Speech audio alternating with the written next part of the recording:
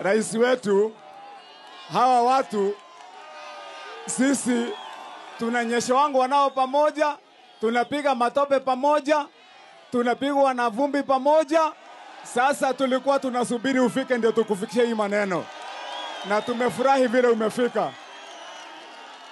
Tumefurahi vile umefika, Your Excellency. Ya kwanza tukukaribishe, Your Excellency. Ndani ya hii kaunti ya Kiambu, wewe kila wakati ukitaka kuja, ingia. Ukiingia, sasa sisi tunajua Mswahili alisema mgeni njoo mwenyeji upone. Sasa sisi tunasema sasa kutoka leo tumeanza kupona. Na Your Excellency, unajua watu walikuwa wanaenesha kasheshe hapa mambo mingi, wacha nikueleze ukweli.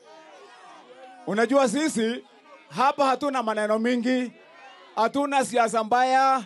Sisi ile kitu tunataka ni maendeleo peke yake. Ama namna gani jameni? Wacha nione kwa mkono wale wanasema tunataka maendeleo peke yake.